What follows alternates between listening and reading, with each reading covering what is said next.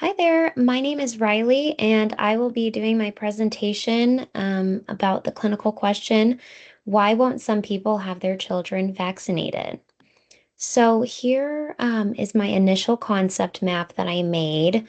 Um, and I just wanted to note that this clinical question is extremely important, especially in recent years, because it has become more popular for parents to reject childhood vaccines or even um, be hesitant about them. And based on my concept map that I made here, one of the main contributors is a lack of information, which is very simple to for us nurses to change. But there's also other factors that I really saw that were prevalent in the research, such as linkage to autism, um, boosting immunity without the vaccine, safety concerns, chemicals, and religious beliefs. Cooper et al. 2021 and Wiley et al. 2023. And it's also significant to talk about this because this can contribute to increased outbreaks of vaccine preventable diseases that are otherwise eradicated. And I just wanted to note that 95% of the population needs to be vaccinated to have herd immunity. And this is currently no longer the case for the MMR um, vaccine. And this is taken from Howell et al. 2022.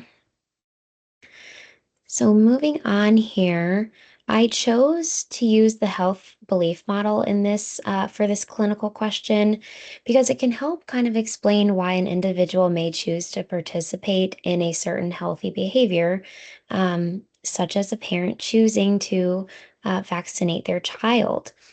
So we can kind of look at each construct and kind of understand why a parent might choose to vaccinate their children in order to maybe inform, educate, and try to influence healthy behaviors on other parents who may be hesitant. And this is from Fitzpatrick et al. 2023. So this is my theory informed concept map that I made. It's a little bit crazy. Um, but I kind of just chose three constructs that from the health belief model that relate most to this question, in my opinion. And those are perceived benefits, perceived self-efficacy, and cues to action. And so for each construct, I put some reasons why parents may choose to vaccinate their child that fit into that construct so that we as nurses can kind of understand and tailor our interventions and toward educating and guiding parents who may be hesitant or have refused already those childhood vaccines. So interventions that I came up with include those listed, but I really wanted to um, kind of highlight the cues to action down below here. Friends and family that have had their children vaccinated, updated information of childhood vaccines on the news and social media. That's a huge one. And then a high health literacy level. But as you can see, there's other ones here, obviously, that aren't listed too.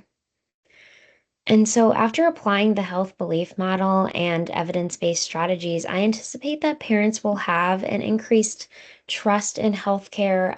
They'll have positive experiences with vaccines and increased knowledge, which is really important about childhood vaccines, the pros and cons, so that they can really make an informed decision there.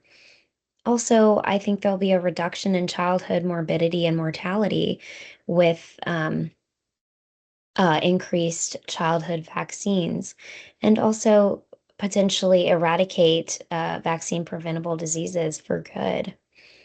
So, the biggest takeaway that I just wanted everyone to kind of get from this is that when we are nurses and all nurses need to be really well versed and well informed about kind of what is circulating in mainstream media um, about this topic, about childhood vaccines, so that they can kind of debunk things per se, give accurate information to parents, and give them accurate resources instead of them just kind of looking around on Google and getting misinformation. And ultimately, as nurses, we want to promote informed decision making for parents. And that is the biggest thing I wanted to take away. So thanks for listening.